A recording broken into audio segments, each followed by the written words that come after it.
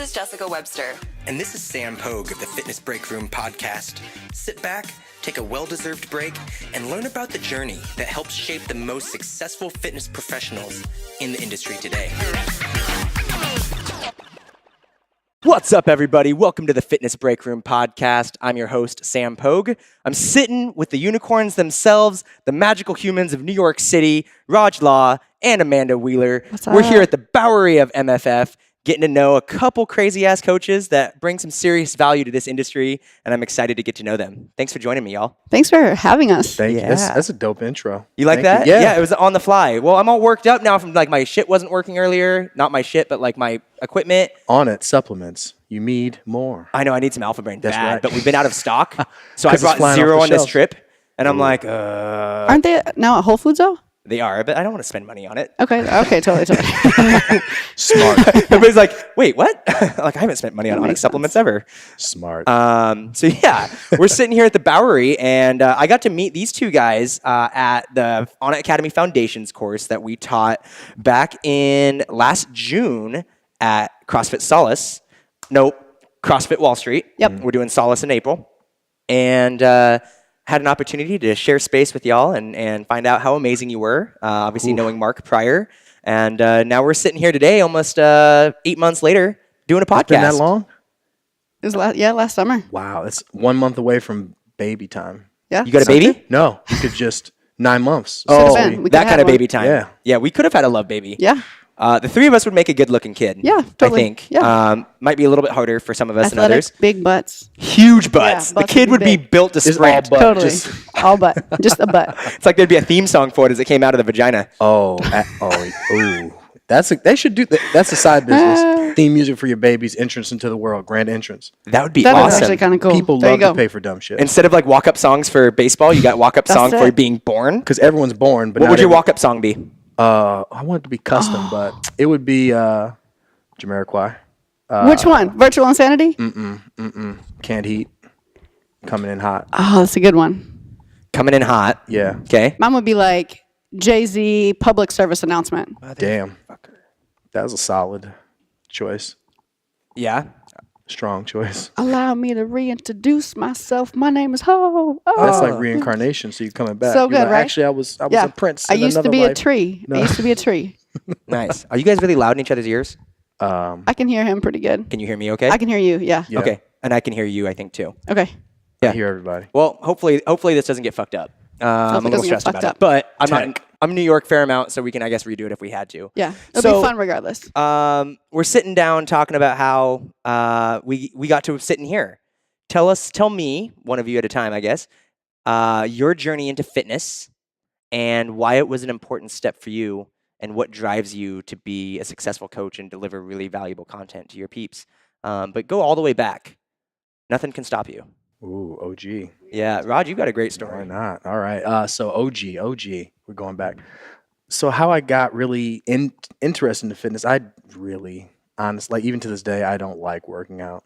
It's just, I like the benefits of it more than the actual doing of the thing, which I think isn't really talked about, especially in the fitness industry. It's like people think, yo, you work out all day. You're in the gym 24/7. I'm like, no, I'm in as little as I need to be to get the benefits that I get. Because when I growing up, I was not into sports. I was not into physical movement often. I was all about just sitting down, leaning against like physical exertion. You didn't play basketball and football? No. Run track? No. I played t-ball. That was adorable.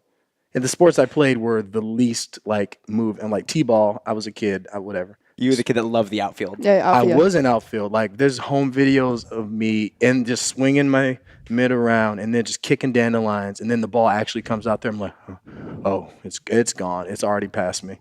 You must have been eating too much of that grass back then. Oh God, it was not a good scene. Just out there, just bored. But like all of my forays into like athletic endeavors, it just really wasn't me. I was more about like video games and because I'm an only child, so I like to be in my own world, in my own head. And I really didn't get like the physical embodiment of life. I was just like, why this makes you tired? What are you doing it for? So it wasn't until about 2008, like a random doctor's visit I went to. I was like, hey, go to the doctor, you get a physical. That's just what you do. So I went to the doctor, and they did all the blood work. Everything was fine except my cholesterol was super high. And I didn't know, like I was 21 back then when this happened. So I didn't have the like. I just also what I had heard was high cholesterol, like you're gonna die very soon. So I didn't have the information I do now, which means like it's not necessarily the worst thing in the world, and there's so many different factors that play into it. But back then, I was like, oh, I'm 21, I'm about to die. This sucks. I just started to figure stuff out barely. So and I told my mom, and she was of course worried because I'm only her only son, and she's like, "Oh, you're gonna die. You're gonna have a heart attack," which means I'm even more scared. So, and they wanted to put me on statins, which is like ugh. Now I think Yeah. about that, and I'm like, wow, all the side effects of those drugs, and I'm like, I'm 21, so that got me just proactive or more pretty much reactive. But I was really just trying to. I was like on a mission to not die. I was like, there's so many things I want to do. It would suck if I'm just gone this early. So I went down the T Nation rabbit hole, just random Google, like Ross Training. Oh, you know about that website? Ross Enamite. He's like this old school boxing dude, just conditioning videos, old school, like that. Okay. So old school, but I love it. And there's no nonsense stuff. But it was the thing that really got me going is just wanting to actually change. Like most of the times people need that like kick in the ass to go, all right, you should have paid attention to this sooner. Now you're dealing with it because you can't avoid it anymore. That was my moment. And what really like that's what drove me to like try to intern at Cressy Sports Performance. Okay, where are you from? Michigan. Michigan. Okay. Yeah, What? Michigan. What? Oh yeah, That's right. I kind of forgot. Yeah, surprise. So in school I majored in English literature, so I had no plans of any of this. Like I Okay. loved books, loved writing, and it wasn't until this that I had an interest in like physical movement as some like I saw it as a means to an end. Right. And at that point, it was Kevin Larrabee. I was listening to the Fitcast at that point about how to really like he interned there, and I was like, oh, it didn't occur to me that I couldn't do it, like I couldn't intern there. So I think that was a really big factor in me just being ballsy enough to drive across like 13 hours, give them my application in person, meet because I'd never met any of these people. I just read about them on the And internet. just from him. Yeah, I was like, okay, I've been listening to the Fitcast for like a couple months now. Cool. He says he liked it. Okay, I'll do that. I didn't think it through. Yeah. So that's what if I thought it through, I'm like, all right, I'm gonna do it. I probably wouldn't have done it at all. So I just didn't know enough to stop myself. Yeah. And that was the thing that got me the internship, which Right. is a good life lesson. Just do like, oh, Nike really did it. They just do it. It gets no better than that. I'm like, damn, I wish you could simplify it. Like like no, just do it. And like I look at the quality of coaches they have now and the people that have gone through the doors as interns, like Mike Roncarati. He was the Warriors, I think assistant strength and conditioning coach. The year that, and it's just like, and then I'm this dude that just started Googling stuff and emailing people and figured it out because I had no coaching experience. I co-taught like a youth football league at the YMCA to get some coaching experience because otherwise they would not want me there at all. They're like, we can't do that. Right. And what really, and again, it was just a health mission that got me started. But the more I did it, the more I worked with clients, the more I realized that it was just a great vehicle for developing as a person. And that's really what I'm most excited about. Like I care less about the sets and reps and more about just how the practice of it can impact other areas of your life for the better, like better relationships with yourself, with other people, better habits in terms of like discipline and all the things that no matter what field you're in, you can apply to be better and do better in your field. And there's just so many ways to view like that lens of fitness that can apply to life. And that just gets me so pumped up. And all the books I'm reading, they really just tie back into that same like ethos of just betterment and practice and just showing up and giving the best you have at that moment and realizing that that's not going to be your best all the time, but it's just it's all a stepping stone. And I think that the physical aspect of it really kind of like hard codes it into your being, like because you can read about all this stuff and not do a damn thing. And it wasn't until I went through that process myself that I was like, oh, now I get it. Now I kind of get what I was missing earlier on in life. Like kids that did sports, they got these lessons early on. I didn't get it really get it more like till a year or two ago that it really started impacting me in a way that like, okay, it's more of a it's almost it's to a degree like very spiritual, the practice of all this and how it can transform not only yourself but just everyone you interact with. Yeah. Yeah. So did you like have to go like were you able to get your cholesterol down and your fitness at a better point by yourself before you like did you go search out a trainer? Like Yeah, so I signed up for Precision Nutrition, like their lean eating program okay, back in as a 2008. That's what kicked. So that's what I did immediately after the doctor's visit. I was like, Googling shit, fuck. Precision Nutrition came up. It was their first round. And I signed up, and it was all habit based. And I hired a coach separately from that, who was your coach? Krista Shaws. I think Shaw. Oh, I'm so sorry if you're listening to this and I butchered your last name, but great coach. Yeah. And she's like a competitive, I think, figure or kind of bodybuilding coach. And that was my first introduction to like structured training, structured eating. And I lost like 20 pounds. Oh, I looked up the pictures the other day. I looked so sad. I had like no muscle. I had just hairy chest. I was just like chubby cheeks. Like I was like, oh. And then it was so weird. I treated this like I was like, this is my Olympics. I hired a professional photographer. I shaved my whole body for no reason. So if you want to see a small hairless young man, don't Google that. You can. It was my website picture for so long, and I was like, what am I doing? Like I oiled up. I did the water thing, and I was like, Are we still talking about your 200 transformation? oh no, oh sorry, that was my. Or we just talking about Wednesday? This is what's going to happen in the podcast. This is what they're tuning in for. Right. Yeah, but no, that was my first foray into it, and it was like I was like, what am I doing? But I liked how I felt, and like one of the things that they talked about in Precision Nutrition were like buy new clothes and buy new workout clothes, and I was like, why are we doing this? Why am I spending $100 on an outfit?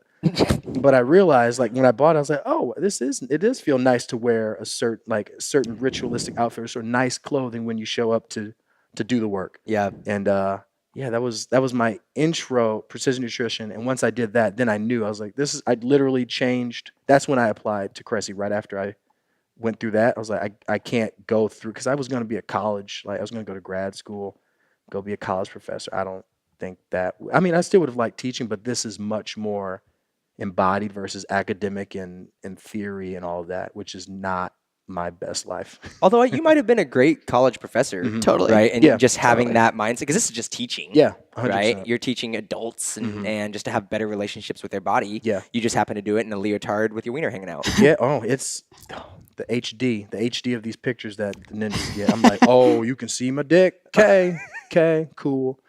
But yeah, So you spent how long was your internship at Cressy? 3 months. 3 Okay. months. And then what happened? I got thankfully through one of the members at Cressy Sports Performance. It was Cressy Performance back then, Right. and they knew a member knew the owner of another gym in Shrewsbury, Mass, that I trained at from 2009 to 2013. Then I came back until I moved to New York in 2017. It was a local gym, big but local, so not a chain, and it was just great to really be in the trenches, but the day in day out of just meeting people and communication skills, because I'm actually a pretty shy person, but the fact that I know you're like skeptical. Wait, what's that? Dramatic chipmunk? Yeah. You're like, he says he's shy. I don't buy it. Fake news. But that forced me to come out of my shell and just get comfortable with interacting with people. And I like people. Like I shifted to the mainly online for a bit, but coming here, it just made me realize how powerful community is, how important it is to just be in the moment, which is hard to do online because there's so many things popping this way and that way. But when you're teaching, ideally you're just like everything else is gone, but the people you're trying to serve, and it's kind of like being in flow state, especially here. 'Cause Totally. It's Yeah. such a hello my baby, hello my. It's like a show. So you're like the time goes by here so fast. Like I started at 7:30 and it's already 1. I'm like, what happened? Oh, I did that. Okay. And are you guys just class based here, or do you do one-on-ones as well? And we do semi-private, Semi-private. semi-private training, and then group classes. So it's great because they know what they're getting. It's not like we offer 19 million things. Right. We don't do yoga. We don't do kickboxing. It's like kettlebell, body weight, strength training downstairs. I always thought you went straight from Cressy because I just didn't know your story that well. I always thought you went from Cressy straight to here. Like I just imagine like Pete calling Mark and like, hey, this guy would be much better fit for you than he No. would for here. No, I met Mark, Brian, and Kyle at a engagement party in 2012, and we just hit it off. And how long were y'all trying? Were y'all trying to get me to work here for so long? It's been a long time. I've A couple resisted years it. for sure. I resisted it for so long because New York to me it still is very overwhelming. Like I don't know if I enjoy the city. I enjoy the people. Yeah. Like if for some reason this place disappeared, I'd be like, well, time to get out of here. Do not like the city enough. But it took me like traveling. I was in Thailand for a year. It was after like a breakup that I went over there. So that was really a big year of growth and just thinking about what I want more of in life. Mm-hmm. And it took a little bit longer, but that was a big point where I could start to see myself here. Before I was like, nope, bye. But the more I thought about it, the more I realized like I love these people. I enjoy spending time with them. I love what they're all about. I never want to work in another gym again. If I weren't here, I'm like, I can't think of a more like heart focused, committed group of people that I want to spend the majority of my waking hours with. And it's changed me as a person. Yeah. Yeah. I mean, it starts from the top down, right? I think we all Totally. agree in this room that Mark really transcends that Mm-hmm. very emotive response to caring about who's here, right? It's less about Absolutely. we're doing swings, snatches, and get-ups, and it's more about what are we giving you as a gift as a human being to another human being. Totally. Right, and if you Yeah. listen to the Mark Fisher episode earlier this year that we dropped, you'll hear his story and how MFF became to be a reality, Yeah. right? And this process, because it's a lot of work. It's a lot of work just to get going as a trainer, let alone to find a culture that really embraces your personality and empowers you Mm-hmm. to succeed, as opposed to trying to hold you back. And not saying that Pete and Eric like held you back, but I think no one would argue that MFF is a much better fit for you than Totally. CSP. Yeah. It's and that's because I could be wrong if you're listening to this. I think they were looking for coach. I could have worked at CSP, and I love those guys. They're like every time I'm back in Mass, I go see them. But I just knew it wasn't like training athletes to me Doesn't do it for you. is zero fucks.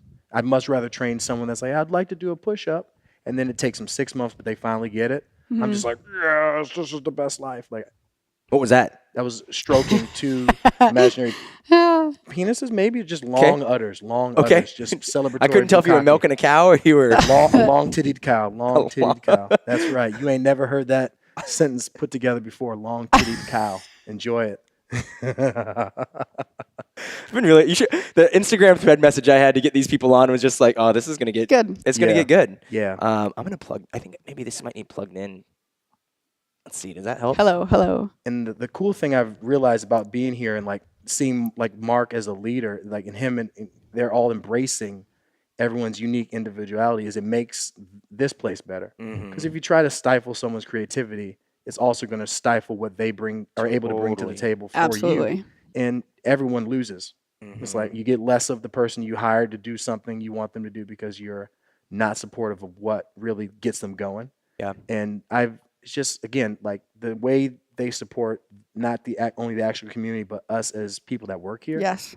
That's why I'm like I can't do this anywhere else. Yeah. Like, after this I'm like who knows. Yeah. What was it that finally sold you to come here?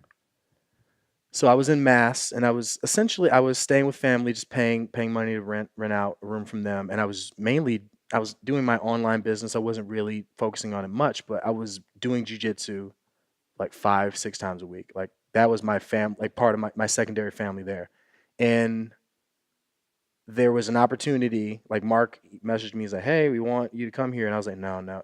Earlier in 2016, I was like, "Nah, I'm okay." Then it came up again later, and I just thought, and I was like, all right, I love what I'm doing here. I started with this jiu-jitsu gym. I'm really fulfilled here, but there's still more of me that needs to do things in order to grow, to be my best self. And I'm like, I don't think it's still with jiu-jitsu. That's a large part, but I really feel called to come here with this group of people to support the mission because it's so in line with just who I am as a person. And I just thought, I'm like, how many times can I turn this down before it's not offered anymore?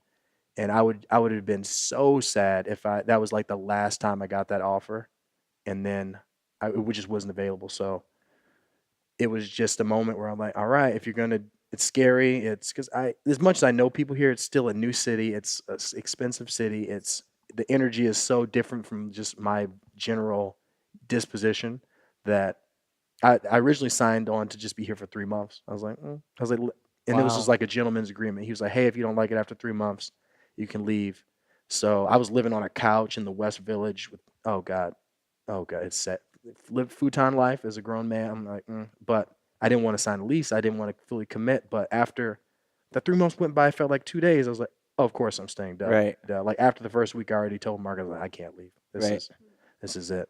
And by futon life, he means he just swiped right until he had a suitable I was on the That's right. grinder. I was Person. on the grinder. I was like, Yeah. they know what time it is. whoever's house you're staying at is like, who's Yeah. this person knocking I'm on the door at 2 a.m.? I'm just like, hi, I'm here for the bed. I'll do whatever for it. But yeah, it was just really just the community and Yeah. how like we're essentially this is a gym, but it's really like a personal development studio. Like everyone that comes, they come here for one thing and they get something way more than they could have even asked for, even knew they wanted, or probably didn't want until they were affected by the conversations in the community itself. Totally. And I'm so grateful to be here every day. I'm like, this is my job. I literally can't think of doing anything else with a better group of people. Totally. Yeah. And that's so hard to find. So there's a lot of you guys are looking to find this kind of fit into your training career, your fitness career. Not everybody lucks out like these guys have, or I have for that matter. But it does take a fair amount of sacrifice to get there, right? And we've all got some war stories of like how this industry has not always been easy or been fair to us or necessary. Like it's a very subjective industry and it can be very, very hard. So realize that even if you don't get the sexy job right away out of school, that it doesn't mean it's not going to happen, right? This motherfucker drove from Michigan to Boston 13 hours. 13 hours to hand in a resume for an unpaid internship. Mind you, it's at one of the number one interns places that you can be in the world, right? Yep. And Pete and 100%. Eric do a really great job. But there's so many kids that would have like given their left nut to be a sports performance intern at Cressy, especially someone who like loves baseball, right? And it's like I would have done that had I known or not been where I was in my career. But like, shit, like how many people did you take their spot? And they're like, well, he doesn't even like baseball or he doesn't even have experience. Like, yeah, but if he's willing to drive 13 hours to hand a resume in, I bet he's willing to do a whole lot more. Yeah, it was such an amazing experience. Like I didn't know I met famous baseball players there, but I didn't know who they were. Right. So I was just able to have regular conversations. Like the conversation I have here, probably a little less ridiculous, but the same nature. I'm like, I don't know what you right fielder. Okay, That's the one Like, over here? that was your position. Yeah, when you were on T-ball. I was like, I did the thing. Yeah, dandelions out there. But Yeah. it just gave me a different. Looking back, it gave me appreciation for just taking a risk. Right. Because at the end of the day, like not taking a risk eventually means you're going to be forced into a position that you could have had more of a role in, like actively shaping. So like you might avoid the fork, you might take that left because it's safer, but in the end, it's going to lead, possibly, most likely, 98% lead to a road that's more narrow. So it seems like the less risk you take, the smaller your world gets until you all of a sudden you're like, oh, I hate my life. Fuck. And thankfully, that was the start of that kind of a mentality for me. And it's served me well ever since, just in life and everything else. So you're cruising here along at MFF, rolling around, getting sweaty with dudes. And then doing jujitsu. Yeah. Troll alert. And coaching, like you're coaching, what, 30, 40 hours a week? No. That's, No. let me tell you. I don't know about how other gyms roll, but 40 hours a week here, I would be actually an insane person just because it's so high energy. And Totally. I don't know if you feel the same, but it's like we give so much, like straight up soul energy. Like 25 hours here feels like maybe 60 somewhere else. Oh, you're not just texting on the side? You know, it's just like two. I mean, shit, yeah. It requires so much of myself that I didn't realize how much of an introvert I was until I came here. And now I'm all about just not doing shit, like saying no to stuff. People want to hang out. I'm like, maybe. And now I'm learning to be like, nah, probably not. I just want to sit at home and look out the window. Just listen to nothing. Just recharge. Well, and that's what people don't realize. Like, you can be passionate and a great performer and hyper introverted because that's how you recharge or how you gain energy, not about what you can do. Yeah. Right. Whereas like I'm super extroverted, in case nobody could figure that out. And I'm empowered to be around people, not to sit by myself. But I do need some of that alone time where I'm like cower in the corner and watch Friends all day, and like that's what recharges me. Yeah. But I wouldn't have guessed that you were introverted just Yeah. based off of what I've seen. It's most people. I tell people that they're like, "Oh bullshit, fake news, Right. fake news." And I'm like, I get it. But I in know- order for you to do that day in, day out, you have to have that alone Yeah. time so you can deliver that day in, day out. Otherwise, they're I gonna feel get like a piece of shit human if I don't get it. Like I didn't realize that until months in. Yeah. I remember. Were you there at that one meeting?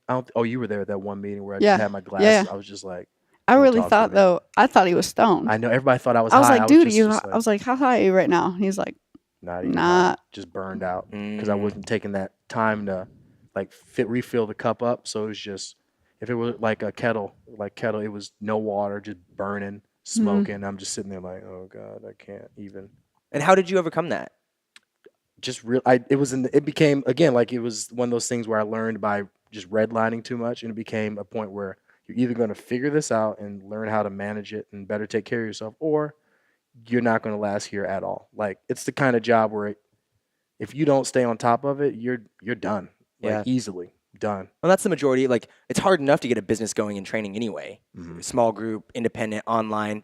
And then the people that do, it's like, oh shit, I better just put the pedal to the floor. Yeah. And then next thing you know, you're like, I'm really fucking tired. Right? Why? Because you're training, like you just didn't manage your schedule well. It's like, Yeah. oh, I'm up at 5 a.m. and then my last client's at 9 p.m. and I just don't have any alone time or whatever it is, right? They just don't know how that they recharge. Yeah. It's one of those things where you just have to learn it. It becomes a necessity because I don't know if it's now because there's more media coming in that we see that message of, oh, hey, sleep when you're dead or sleep for the week. Or I'm like, all right, really? Okay. Like you can sacrifice sleep for a bit, but eventually like you're subpar. Like I've had days where I come here Totally. coaching a little sleep. I'm like, I can see it's like an out of body experience. Like I can see myself being a shittier coach than I could be with the proper rest, proper self-care time. And it's like it just feels bad inside. You're just like watching yourself do things. You're like, nope, that was sloppy. And that's not a way you want to go through life. And for me, it was part of that. I was like, okay, I'm here to do a job, here to give the best I can. I feel like shit. I want them to have a better experience. What am I going to do about it? It'd be so funny if training was like football and there's a camera in here. And then, like, as the manager, you sit down, like, let's watch your game film. Totally. Let's talk That's actually about, funny. why were you Like this was sloppy right here. right? And like, that would be so interesting. You circle Yeah. that, round it back. You're like, over here in the upper left corner, someone looks like a candy cane while you're over there doing who the fuck knows what. Right. Or the fuck you doing? Why are you just only paying attention to the girl? Yeah. Or the guy or the girl or whatever it is, Yeah. right? And Totally. it's like, I'm noticing a trend. You tend to pay attention to the hot girl more than you do the. That's me. Yeah. No, no, I'm the one that pays attention. I was like, Oh, you like, never. I'm the this one is that's one like of the most paying attention. amazing Not going. coaches No, ever, I'm just right? kidding. yeah. I'm just kidding. I randomly walk, like when I randomly walk by and just hear you coaching, I'm like, I just got better. And that was like 8 seconds. Just, you're like a damn, like straight up ninja of coaching. You're in some weird angle that I did. It's like, I don't even know. I can't even describe. It's like the pressure point shit. You're like, and all of Yeah. a sudden you fuck someone's life up in the best way. They're like, Thanks, dude. I That's a appreciate great. that. What a great intro. I appreciate that. And actually, as we're gonna switch, let's switch headsets real quick, Ah, just so cool. that way we make sure I capture her audio. Yeah. I don't know why it's being shitty. The downfall of having a podcast, y'all, is that sometimes shit works immediately really well, and then sometimes you show up in a trip and you're like, motherfucking, and it's only happened in New York. Like, I forgot the cable that goes from the headset to this when I tried to do it with Kenny over at Solace, and I was like, motherfucker. And so, anyway, that audio sucks. you've got so, such great equipment. Like I've never seen any of this. well, thank you. Yeah, I know. Look at that. Look at that. It's unprecedentedly. You know what's funny is I was thinking about this on the way over here that I almost moved to New York instead of Austin. And I would have thought, like, because I was moving to get out of the fitness industry, but I'm not sure where I would have ended up here if I would have been in New York. I feel like I would have ended up in Equinox and then left, and I feel like I would have made my way somewhere like here, I think so. right? And I'm like, what would have that been like?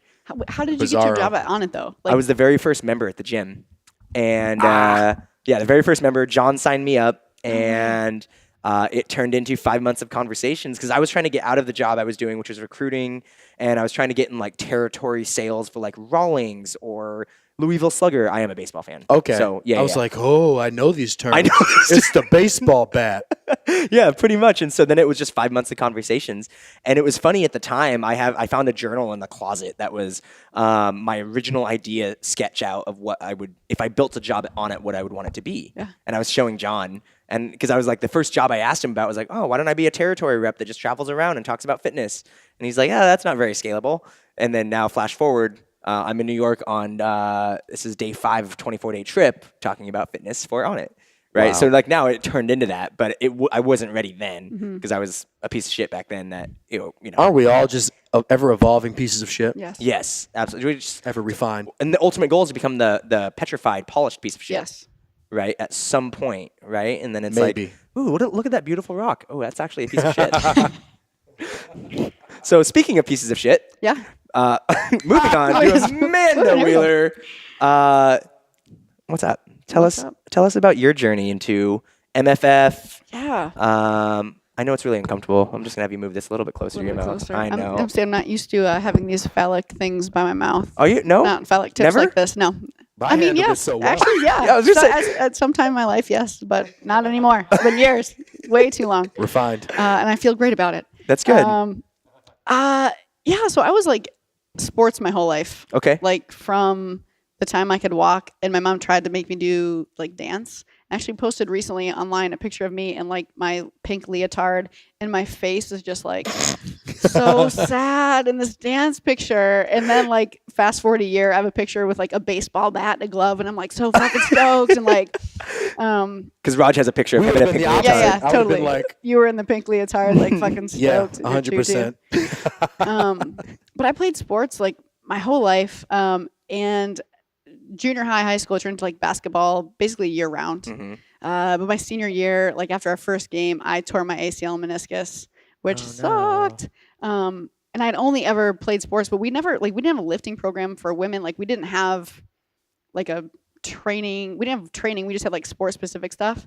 So after I tore my ACL, I started lifting with the football players to kind of do rehab. And that's when I was like, oh shit, this is awesome. And where is this at? Where are you from? I'm from Michigan as well. Yeah, not too far The actually. dirty from Raj. mitten. Yeah. Do you guys live on opposite sides of 8 Mile?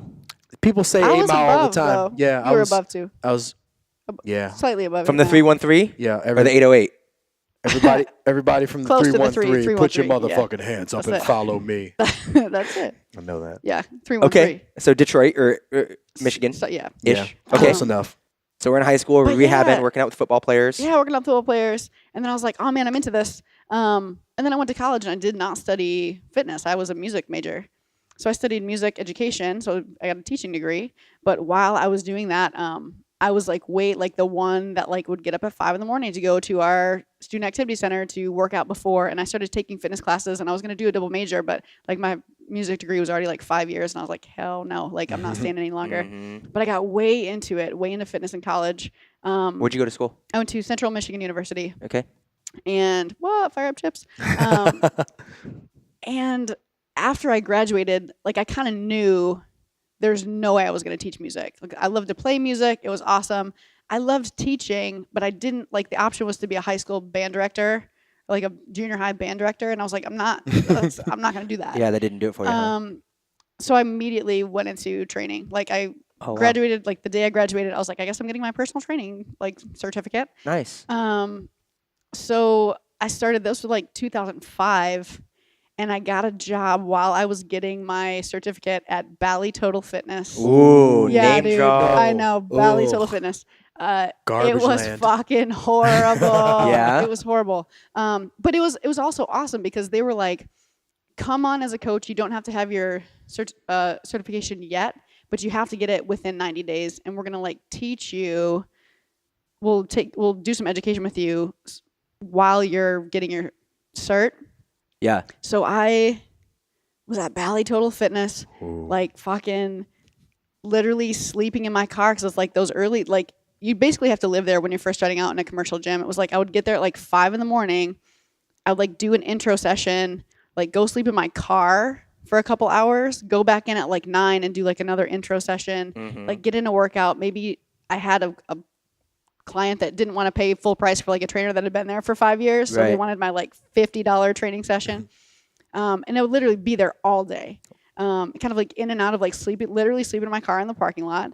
And I was like into it in some way. I was like, I wanted to do it. You were enjoying it. I definitely was enjoying it, but it was like this crazy, it was like a crazy life definitely for a year. But one of the guys that was mentoring me there, that was like, they kind of like paired people up where they're like, this person will take you into their wing and like teach you stuff because you don't know anything. And I was there for about a year, and our fitness director got moved over to a YMCA and wanted to bring this kid with him because he was like teaching for AFA, I think, at the time. And he was a smart guy. And he's like, all right, I'm going to go to the YMCA with this other guy. He's like, will you come with me? Like, come with me to the YMCA. And I like just started kind of getting a client roster a year in. But this kid was like one of the smartest kids in the gym. And I was like, I'm definitely going to follow that guy. Yeah. Like, I'm not going to stay here at fucking Bally's.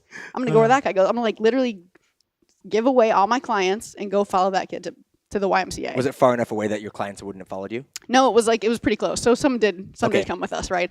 But there were some that were like, they were going to stay at Bally's, so found people for them. But some did come, and we started a training program at the YMCA because they just had like this thing where you showed people how to use machines. Right. So we like started their training program, and we got that kind of like up and running. And at that time, it was like 2006, or maybe like early 2007. And we kind of like fell into or kind of discovered CrossFit, just like randomly searching online, like new ways to work out or different things to do. And then we started doing CrossFit in like 2007 and ended up getting fired from the YMCA Nice. because we started doing some CrossFit-y stuff there, but we didn't have, we had our like level ones. And at the time, like way back, it was like you couldn't have an affiliation. Like you needed a website, you needed all this stuff. Yeah. And there wasn't like Wix or there wasn't Squarespace or any of that kind of stuff then. So it was like, oh man, okay. So the guys that ran the Y kind of like caught wind that we were thinking about opening a gym or like doing something. And they were just like, you're out, motherfuckers. Like, wow. you're done. And so I found out from like from this guy, and like I got like all these phone calls. I was like out with my dog or something. And I had like a bunch of texts and phone calls, and I was like, what happened? And who's it? No, it was one of our other boys. He was like, Josh just got fired and you're going to get fired too. And I was like, what? And he was like, yeah, they found out you guys are thinking about opening a gym. It's like a non-compete, and they don't want you there because they're scared you're going to like take their people. And so You're right. you're right. We were. And so literally like I got on the phone with him and I was like, all right, man, like what are we going to do? And we got all our stuff. We both had like trucks at the time, and we started training our people in the park. Like the next day, we're like, I guess we're going to train in the park tomorrow. Like, and we just kept training. And then I had a 1-car garage at the time, and I just like gutted it, and I turned it into like a little space that we could train. And so we both trained out of my like 1-car garage for probably like 3 or 4 months. And then he moved closer and got a 3-car garage. We moved all the stuff into the 3-car garage and trained out of there until it was December, sometime December. And it was so fucking cold in Michigan, where it was like we had these like propane gas. It was Game like what we over. had here last year. Oh, that. Yo, you weren't even here blizzard. for that. I heard about it. I was laughing. I was like, "That's the winter cycle." When we opened this space, we didn't have heat for like 6 months, and we had these industrial like size space heaters that were like heating this space and the downstairs classroom. It was nuts for a while. Like how it felt here. the one's probably heating the room that Roger was in earlier. Yes, Just like that was it. That was it. Yeah. That little room. Felt like Satan. Yeah, man. But we like froze our asses off. We got so sick, and then we're finally like, we just need a space. Like we got to get a space to like open a facility. And it was literally because we were freezing our asses off. We like rolled into this guy who had a spot open. We're like, we need your space like today. And he was like, okay. I mean, it was like that. It's Yeah. just like Michigan. Chill. And It's so like, chill. Yeah, They're yeah, like, it was so okay. chill. So then we opened a gym. Yeah. I love it. Yeah, that was nuts. So we were there for a couple years. He's still there. It's still there. He's expanded like 2 times. He's crushing. Did personal training, I mean, you're talking about opening up this gym in 2007, 2008? We ended up opening the actual facility in 2009. So like early 2009. But so you're in your garage, right? Yeah. Thankfully not paying double rent, but like No. of any place in the world that got hit the hardest by the 2007, 2008 recession, It was Michigan. fucking got It was terrible. beat like a dead horse. Yeah. Right? So how were you driving business in a time that people are giving up luxuries because people are giving up their jobs. They're giving up fucking buying groceries, not by choice, Yep. Yeah. right? Yeah. So how did you survive in a commodity industry in a economic downturn? Totally. You know what's so interesting too is like it's kind of like here, and I don't know why we had this kind of the mindset at the time, but it was just like we just fucking took care of people. I mean, it's like we got people results, but like we actually really cared about people that we were training. Yeah. And a lot of it was too like word of mouth, but even in our garages in the middle of winter in Michigan, like literally I have pictures of people. We had like oven mitts because you couldn't hold on to the barbells because the bars were like frozen. Wow. So they had on like jackets, they had oven mitts, and people still kept coming to train with us. I'm like, why are these motherfuckers coming to train? Like, why? And we just kept over delivering, like whatever it is, like we're gonna take care of you, we're gonna make sure like every time they walk in, we're gonna make them feel like they are the only person in the world. Like that's it. Like, and they're here with us, and like, I mean, I think we were extremely grateful and showed it. Yeah. Like, how, like, why would you come train with us Right. in the garage in Michigan? And that's one-on-ones? Yeah, and we had a couple of like small groups, but like they were just kind of like these fans, kind of like super. I don't know say like fans, but like it was kind of like a cool brand. And the guy I was running the business with is like he's very charismatic, and he's just like this like little southern like tatted up guy, like little bulldog, and kind of like Brian, but Patrick Murphy? yeah, kind of like Brian Patrick I thought Murphy, you but meant like just a little physique. bit more gangster. Okay. Like just like little gangster. Little thug life in him. But just yeah, I mean, but he was just charismatic, and like we literally just like loved the shit out of people, and they kept coming, and then we finally got a space, and then it was like, then people really kept coming. Wow. Yeah, it was nuts. I don't know. I literally I can't tell you that there's like literally at least financially no rhyme or reason why people continued to come or why people showed up. But yeah, man, it was nuts. And so I did that for a couple of years, and it was amazing. And at the time, you know, I was like almost 30. I had a gym in Michigan. It was going great. And I really just kind of felt like there is something else out there. Like this could be my life for the rest of my life. I could live in Michigan. I could have a great house and a great car, have this like little community that's of like amazing people, and it's like a pretty sweet life. Yeah. But for whatever reason, I had this pull in me like that there was something bigger, there was something more out there that I needed to either find or discover or create. And one of my great buddies lives here, and he was looking for a roommate, and he was like, come live with me in New York. And I was just like, yep, coming. Love it. Coming. And so I essentially like did not like a buyout, but I like basically like the business is yours. Like do the thing. And again, he's like crushing. He's still there doing the thing. But I came here in 2011, and one of the first people I met was Stacy Jackson, who was going through Snatched at Mark Fisher Fitness. Like I'd never heard of Mark Fisher Fitness. 2011, they hadn't even opened a clubhouse yet. Right. They were still running out of the dance studio. And I met Stacy, and she knew that I'd owned a gym and that I was a coach, and she was like getting her certification. So she was asking me questions about planes of movement and like understanding some of that stuff. And she's like, you should come check out my gym. And I was like, well, what is it? And she like couldn't really describe it. She was like, well, we have dance parties and and I was like, what the fuck are you talking about? Like seriously, like, what do you mean you have dance parties?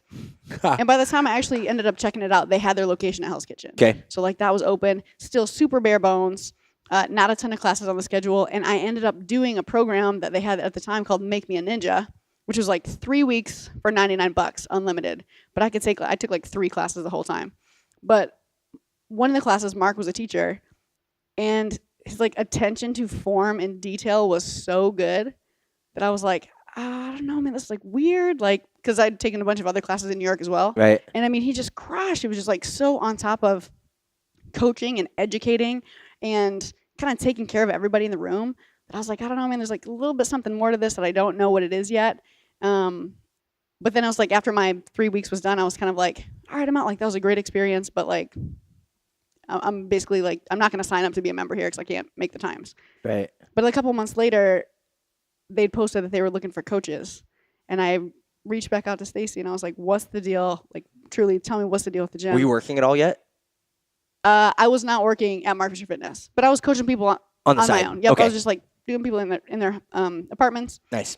And she was like, "It's amazing. Turn in your resume." And hilariously enough, at the time, so what I've heard, this could be totally wrong. Allegedly, Mark was like, "We want a black lesbian Ah. coach," and I was like, half that. You do have a great tan. Half that. Thanks. They got their black lesbian but now. yeah. There you go, right here. The two of you. That's it. We make a black lesbian. But but I met Mark. I like sat down with Mark and Michael, and I was for years and years, like into the self-help life coaching shit. Yeah. And I feel like when I first sat down and like really talked with them, I was like, I'm in love with these guys. Like they think the same, they whatever. And it was like from first meeting, like really sitting down with Mark, I was like, I'm in. I love it. Yeah. Was it, so I guess when did you come out? As a gay person, Yeah. not really until, so I was definitely later, like mid-20s. Okay.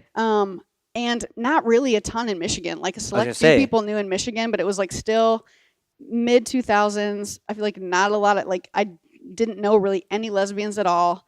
But I was dating somebody at the time. Okay. And we broke up, and I was like, nobody really knew I was gay or that I was even in a relationship. And I was devastated. I was like, just like, oh man, am I ever going to date another girl again? It was like a really confusing time.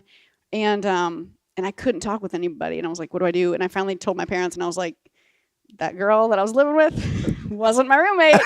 It wasn't just my roommate. Surprise. Yeah, surprise. And I talked to my mom, and it was actually pretty cool. 'Cause she was like, well, I still love you. That was like the first thing she said. And my dad was kind of always like, whatever, like, are you happy? Perfect. Yeah. Cool, What a great right? response. But in Michigan in general, it was still very like, Okay. I don't know. So it wasn't until really 2011, like in New York, where I was just like, I'm gay. And you don't have to like announce that. You don't have to come Right. out to people here. You can just be. Yeah, because no one even bats an eye. No. You're just like, oh, If you okay. can be like, this is my girlfriend, but they're like, but you didn't come out to me first. Where's Right. the process? Where's the official opening? Well, tell us. Where's the opening? Yeah. Yeah. Interesting. And so have you ever felt any challenges like being in fitness? Because it's a very male Sure. dominated industry already. Yeah. And you're also in the era of Instagram and Instagram butts and that scene. Sure. And it's just really shitty across the board. Like that's how people are prioritizing value when I'm sitting in front of two of the best coaches in New York, and it's like, but because you're not sitting in a thong, I Might be. I Yeah. mean, Under these sorry, pants. I didn't mean to put you guys on the spot, dare but like, you know what I mean? That it's like, oh, how do you distinguish yourself, and let alone Yeah, is that totally. challenging? Totally. It's a great question. Probably about a year ago, the only time I really felt like, oh fuck, like I just need to really authentically be exactly who I am, and like kind Yeah. of like fuck everything else. Like there's gonna be people that relate to me exactly who I am. We did a Shape magazine event here, Oh, cool. and I led this class, and I had this like about 2 weeks leading up to it, like almost like this anxiety or this pit in my stomach of like, what do I wear? Because like I don't wear like tight clothes and I don't have like a ponytail. Like I literally go like full dude, backwards hat, like baggy kind of clothes. I definitely look like a dude when I coach. And I was like, I'm like representing Shape magazine and Mark Fisher Fitness, and like I chose to wear like like Reebok tights or whatever, and like a little tank top. And I just remember feeling so uncomfortable, like so uncomfortable. And I think that was the time, like literally within the last year, where I'm like, I'll never do that again. Yeah. Like it's not worth it. Like I have to be my authentic self. Like and who am I serving by trying to be this cookie cutter thing that the fitness industry wants everybody to be, or at least shows, Yeah. right? It's like there are other women or men maybe who it's like, oh, that person, I can relate to them. Totally. Like they don't wear makeup, they're not all completely done up, and that's totally fine if like that's authentically who a woman is. But like if it's not, it's like I don't know. Yeah. Yeah. Well, one of my old roommates, and this is kind of how it kind of spawned. Her name's Chris, and she played soccer, and she did a little stint in the pros with the women's MLS league. And she was just texting me. She's like, "Hey, like, do you have any like lesbian trainers that you really like that you involve?" Like, no. And I was like, I pointed her in the direction of you, and I was like, she's like, you should have her on the podcast. I was like, yeah, of course, she's on the list, and just because there's someone like is searching for like, oh, who else has been successful? Because like at the end of the day, and not to be sexist at all, but women typically like training with men, right? And then it's even harder if you're not the girly girl with the big fat butt and the whatever that they're like, ooh, I want that, right? And not that you don't have that, but it's like it's not personified in your imagery. Totally. Right? And so being able to distinguish yourself, like I'm still super valuable even though I don't show you my hoo-ha Totally. while I'm coaching. I do right? hear though. If you want to come to Mark Fisher Fitness, I totally will. Yeah. Show who No, Haas and, yeah, and for sure. perfect. No, but Moving no, to New York. That's so. I mean, it is true though. But like right now, like recently within the last year, I started an online women's fitness group with Lori Lindsay and Nancy Newell, who are two other lesbians. Perfect. And we kind of like laugh and we're like hashtag we're the gay team, like gay. But like a lot of people that are in our group, a lot of women are lesbians. It's like probably just over half lesbian and half just straight, but like cool ass chicks. Yeah. And we talk about fitness, and it's like we talk about like legit shit where it's not like, yeah, we talk about weight loss or we talk about whatever, but it's like we're just women doing fitness and representing it in a way that we think is like, you know what, this is us, and there's got to be other people that are like that with us. Mm-hmm. Yeah. That's really awesome that you're, and not that it's only for lesbians, but it's like, I think it's so great that you're like coming together to build community, right? And that's what I always say, that Fitness Break Room was really built on the idea that fitness is about community.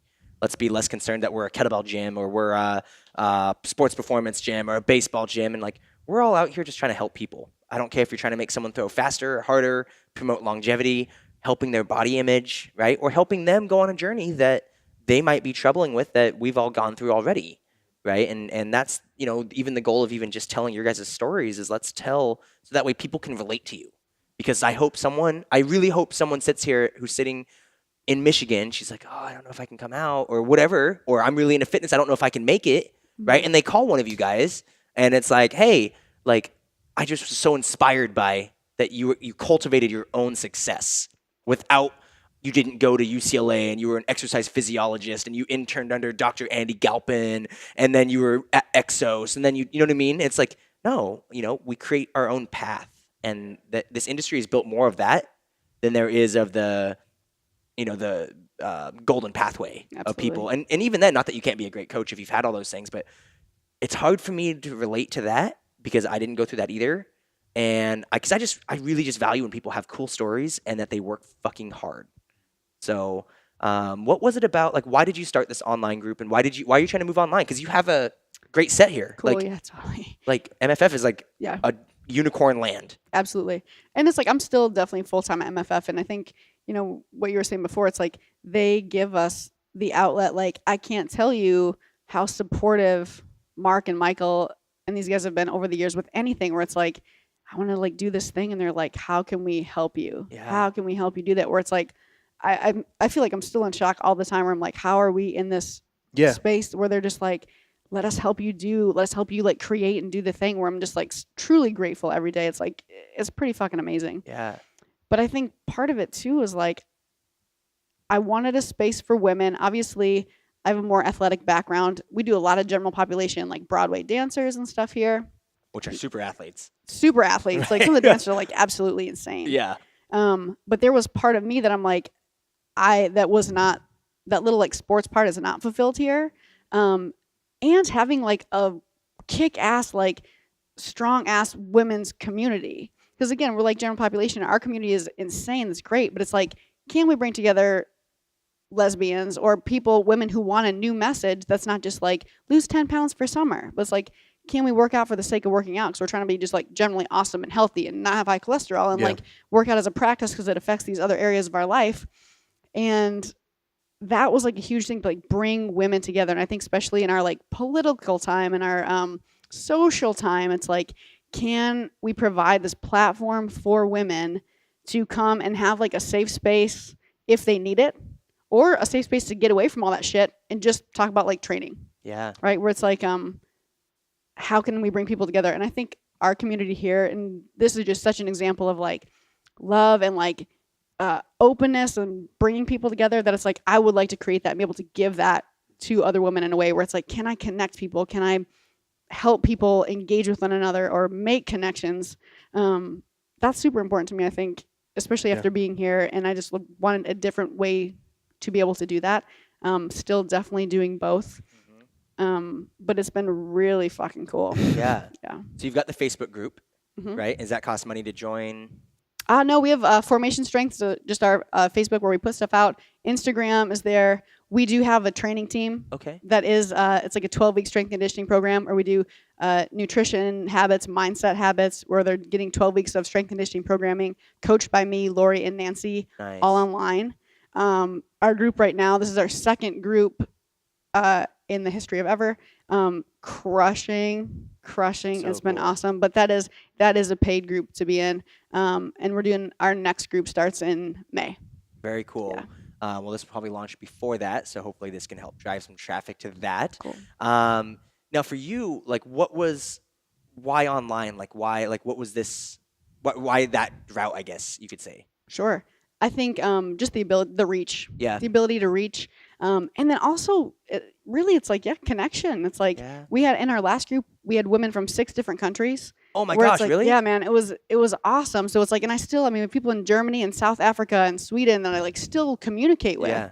Where it's like, and they're connecting with other women as well. So it's like just the reach of online is like really, really incredible. And I think being in this physical space, like Raj said too, it's like the emotional energy that we're pouring into every day, and just physically being here. I didn't want to do another physical space. I owned a gym once.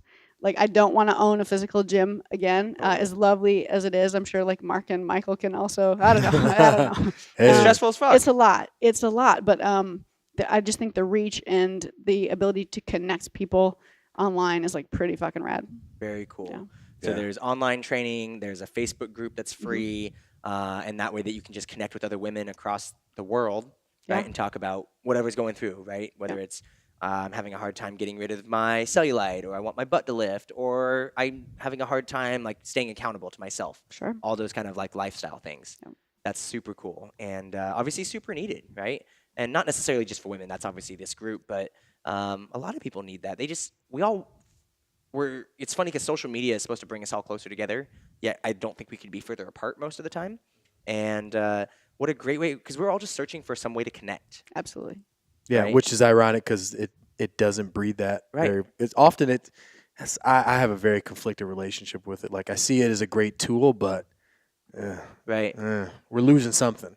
Well, and it's like, even if you're like, let's say you're looking at my Instagram, you're going to say like, oh my God, he's in this city, this city, this city, right? And it looks like I have the best life in the world, and I have a really great life. Don't think that I don't. But like, you would never see that, like, man, I get lonely sometimes, Totally. right? And like, it's, because I don't feel like I'm missing anything from being gone and from Austin, but I do feel like I'm missing out on like, my friends just found out they're pregnant and having a little girl back home in Portland, and so I missed like the party.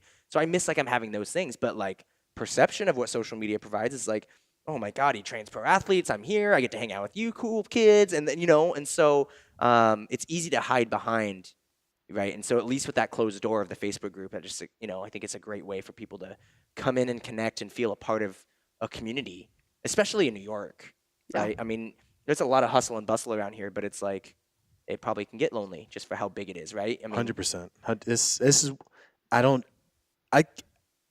I think it's one of the loneliest cities, New York for sure. Like, Yeah. I've been here just a year and I can just see it. Like, you can feel it too, and then But the good thing is you can also feel those moments where you're like, that's what this city's about. Like the genuine connection you can get randomly, or you just see a moment when you're paying attention. That's one thing I do really love about this city, and it's amazing. It's fantastic.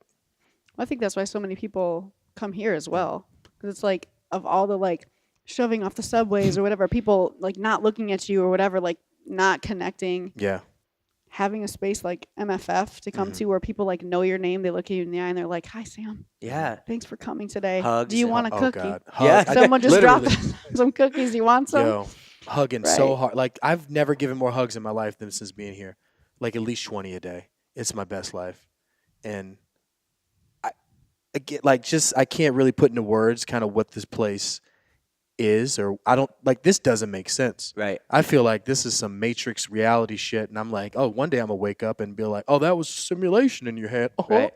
But just the amount that this place gives, the amount that I get back from giving, the amount that I feel like I can give to the world because of being here, it's just like a virtuous cycle, just upwards, and it's so powerful. And I think the world really needs it. Like, people, because you can work out anywhere, but I think people come to you and your group, they come here just to like the ability to matter and be a part of something, and in doing that, their life changes, and it's such a powerful thing that I don't think the world has enough. It can never have enough of it, because that's really, I think, behind the like so much this turbulent times, like politically and all of that. I think people are looking for meaning, and if they don't get that like pure love, supportive meaning, they they'll find it in other ways. Right. And it can be so corrosive, but it can also be so beautiful at the same time. And I think more of that message.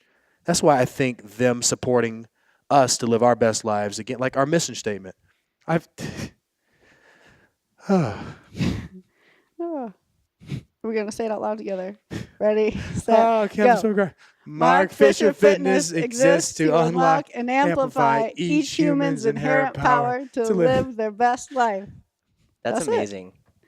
It's Yeah. so good. Uh, If you guys haven't been to MFF, and it's always fun explaining it to people who like, they're like, is that the unicorn guy?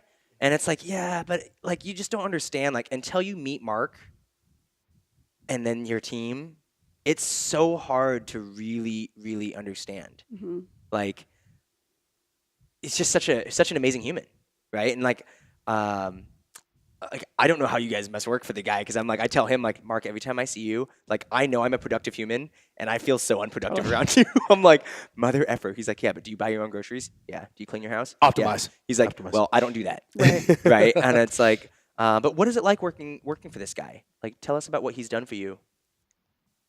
Just as he's a great friend, but B, just someone who you could like. Of course, you want friends that you aspire to. Like every friend I have is someone that has something that I aspire to be like. Yeah. And it's again like there's the saying that you become who you hang out with. Mm.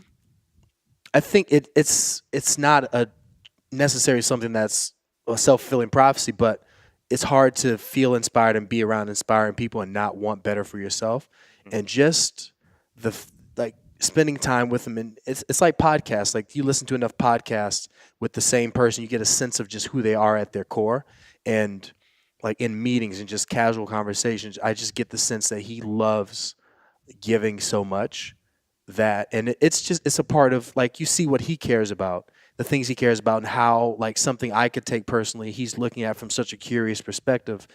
Like those parts are just things that I want to embody myself, and it's such a better way for the world to be in the world, like giving and nurturing and caring. Because the opposite, you can easily like there's always a reason to act like a piece of shit, treat other people with disrespect, treat yourself with disrespect. There's any reason you can go out, you can think of 1,000 reasons right now, but it doesn't lead to a fulfilling life that you're happy to live. Which it's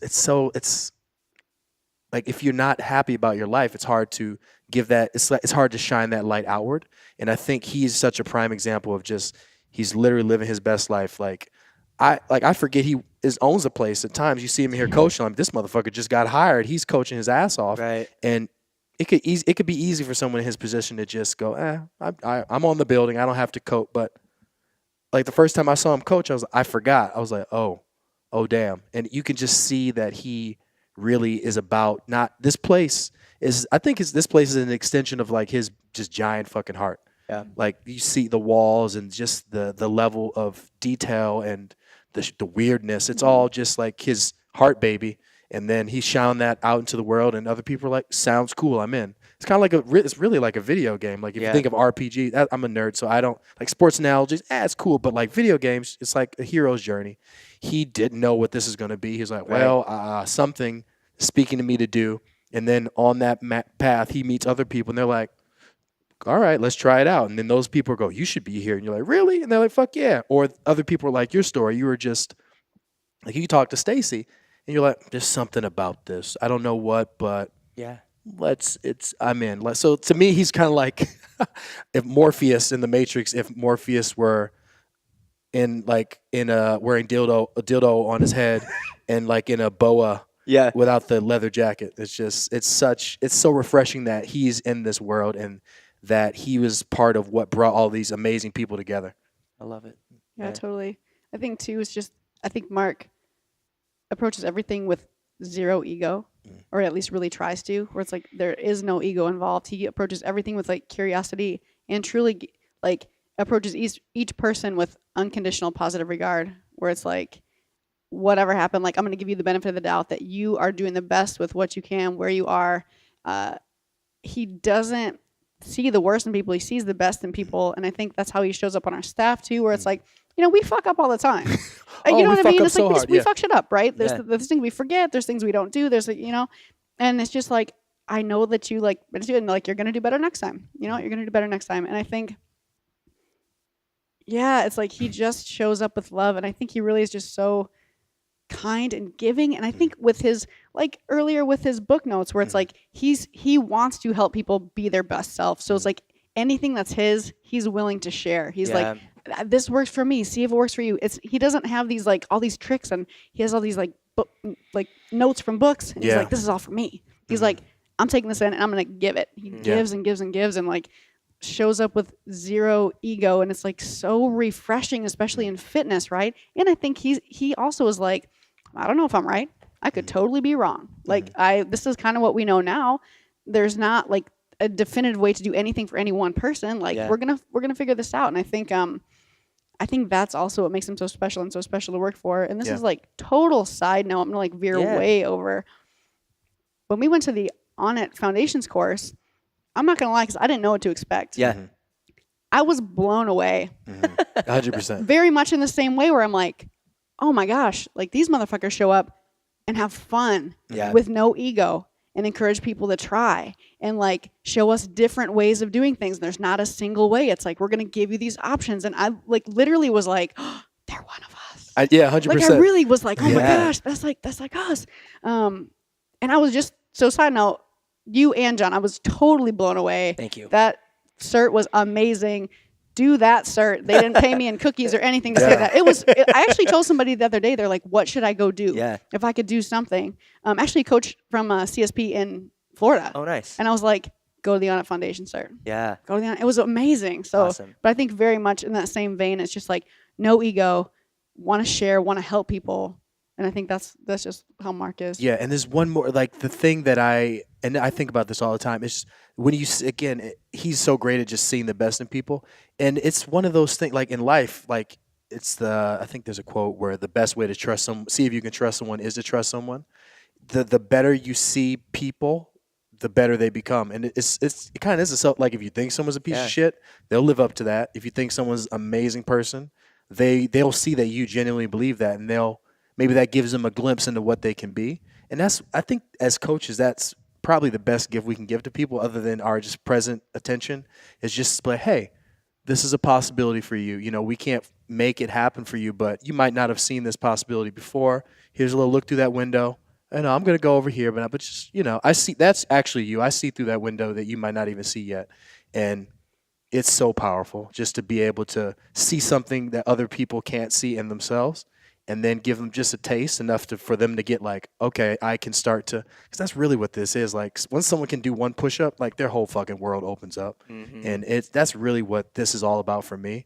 It's just personal development disguised as fitness. Like, haha, we tricked you, motherfuckers. Yeah. I'm not giving you a push-up. I'm giving you empowerment to believe in yourself that you can do more than what you expected to. Are you into the Matrix? Despite my ethnic origin, I don't play video games, or am I very nerdy? Oh, the movie. Have you ever seen it? Oh, I've seen the movie. Yeah. Okay. I thought that was a different terminology. No, literally the movie. But I don't know what that means. I think there's a quote. I'm so bad with quotes. But you know that scene when Neo's like trying to talking about dodging bullets. It's I think Morpheus. He's like, Neo's like, what do you mean I'll be able to dodge bullets? And Morpheus says like, no, when the time comes, you won't have to. It's like, oh shit. It's like just the next level of seeing, like there's levels to all of this, and having someone at the top seeing the best for everyone that is a part of the organization, it makes such a big difference. Like I've changed as a person more in less than the year I've been here, which is wild, than I have easily in the last 10 years. I can't believe you haven't even been here a year. No, me the fuck either. I'm like, what the? Because you kind of just got here when you came to Foundations, I think. Like you were fairly April. I think you were. Yeah. It was. Oh God. Yeah. This 2 weeks is going to be my year anniversary here, and I can't believe I've gone through so much change just being here. As a man, as a coach, just as a human, and like your side project. Like I've finally found something I want to do on the side. That's like, okay, this has been marinating for years, and it's with one of the coaches here. We're just doing a side project for men, awesome. And it's so amazing to put it together and see and play with the pieces of how it can come together. And it wouldn't have happened had I not been here, 100%. Like the seeds were there, but there was enough water on it for it would have taken a long time to really even think about doing it. I mean, this wouldn't have ever happened had I not showed up on it. You know what I mean? Like I moved there to get out of the fitness industry. So sometimes it's just we get so caught up in like, oh, I should be doing this, this, and this, but it's like maybe you're just emotionally and physically just not ready yet, Totally. right? And you needed that experience to go through to be like, wow, my eyes just became opened to that this is a possibility. Even with Mark opening MFF, right? And there were, I had no idea he was at New York Sports Club for as long as he was, and I didn't realize that Snatched had been going on at like the dance club prior. I thought he just went from Broadway, Allstate, opened up Hell's Kitchen. After, you know what I mean? Yeah. Like I had no idea Yeah. there was the middle, and it was so funny because when we did our show back in Seattle, he'd asked, he's like, "Can we just not talk about the usual shit?" And I'm like, "Oh, you're pretty candid. I don't know what else there is." You know what I mean? But I was like, well, "Sure, Yeah. whatever." And it was fun just to hear, and it's even cooler to like now come into the space and like for two of his like lead coaches to be able to like tell the story. Like that's wow, and I hopefully you guys really appreciate that transcendence of culture and character, and that's what this place is a lot about. So. We're going to play a little rapid fire game. I love this. Is my best life. Yep. Okay, glasses back off. Okay. If you could have dinner with anybody, living or deceased, who would you have dinner with? Bruce Lee. 100%. President Obama. Ooh, okay. Both went yeah, that's interesting. I guess I don't know why I was expecting like an athlete or like some sort of celebrity. I think that's what you get used to hearing. Obama's a celebrity. I mean, Bruce a Lee is celebrity, both. but like a movie Yeah, I know. person or I like know. whatever it is. Okay. Favorite cheat meal? Cinnabon. Extra Pizza. frosting. Pizza, but where? Domino's. Whoa! You Got like the him. shit pizza? Yep. I like some cheesy shitty pizza. It's too. elegant. Like, Like as much as I like the bougie pizza, sometimes I'm like, I just want a slice of like Little Caesars $5 Yep, pizza and just like Piece feel of real pizza. good about You myself. can eat that pizza I pizza. want $8 and I'm gonna just get That's the right. cheesy breadsticks Yeah. and like be my jam. Oh, Favorite body part to work out? Upper back. Ooh, Oh, okay, that she's makes got sense. she's got a jacked back. Jack back. Yeah. And who is your hero that you look up to? Ooh, my mom. My mom definitely. But Bruce Lee. Okay. Second. Yeah, I mean it's cliche, but I think Mark. I definitely like. He has a little. He's definitely on a Uh-huh. pedestal for me. Yeah. Tom Bilyeu also. Okay. Yeah. And favorite book you read last year? Last year. Can it be this year too? It can be this year. 12 Rules for Life. Jordan Peterson. Amazing book. I'm excited to hear what you guys have to say about that. It's so. Do you guys fun. have a book club here? We all just read a Informal, yeah. ton. Yeah, Right. we all just read it. Yeah. Yeah. I recently read Disruptors, which are like just badass women who have done amazing things with their life. Cool. A lot of times, with families, kind of like against all odds, have like done pretty fucking amazing things. Very cool. Well, something that we always ask at the end of shows is what's a piece of advice that you can give to a brand new trainer getting into the industry that they can walk away from this episode today and help themselves? I would say just give the best you have whenever you have the opportunity, and you always have the opportunity, because that's how doors open. And don't be focused on like trying to be strategic and do this and that and hold this back and this back. Just give. Make sure you take care of yourself for sure, so you can have more to give, and just really just put that energy out into the world. It sounds super woo, but like the life I'm living now is a direct result of that. Like I couldn't have planned any of this. I'm a horrible planner, in many aspects, but I've gotten as far as I've gotten just based on just caring, and trying. And even when I mess up, it is in an attempt to care that I maybe mess up a lot, but that you can never go wrong with that. That's always the smartest play. I love it. I would say learn how to communicate effectively, and the biggest part of communicating is listening. I would say listen to your clients like it's about them, and really hear what they're saying. I'm gonna leave it at that. I love it. And as you guys are going through this process, I know, and this gets hammered on each time, but as you go through each episode, you're going to notice this trend of people that have just been asked to be on the show, the stories that they tell. Like, I didn't know Amanda's story. Like, I knew that she's here, so I know what kind of character she's going to have, but I didn't know all the depth of it, right? And the same with Raj, and it's every single person that's been on the show thus far. This is going to, by the time you guys hear this will be episode 30. Right, and everybody's had this attitude of servitude, and they've gone through a journey, and only a few people have been like the traditional like exercise, science, blah blah blah blah blah, right? But everybody's got this really cool, unique story of working hard to get to where they are and serving others, as you're hearing. So hopefully you guys have picked that up as we've gone through. Where can people find you if they want to stalk you? RajLawFitness.com. Facebook at RajLaw is where I'm most active. You can do RajLaw Fitness on Instagram. I don't know what I'm doing on social media, but I put some thoughts out there. They're mainly just for me. I like to put them out there for people. You can find me at formationstrength.com, Formation Strength Instagram, Formation Strength on Facebook, and just Amanda Wheeler. Perfect. Thank you guys very much for stopping by the Fitness Break Room, and looking forward to seeing you guys again soon. Yes. Thanks again for listening to the Fitness Break Room podcast, everybody. You can follow us on Instagram at Fitness Break Room. And if you're looking to enter our monthly fitness swag giveaway, you can visit our website, fitnessbreakroom.com, and all that info's on the homepage. Hundreds of dollars worth of awesome stuff, so I wouldn't miss that. And then you can even subscribe to this podcast on iTunes and leave us a review if you're digging what we're bringing you. That would be awesome and very helpful. Okay, guys, have a beautiful week. Stay strong and always look out for the little guy. Eyes touch the skies.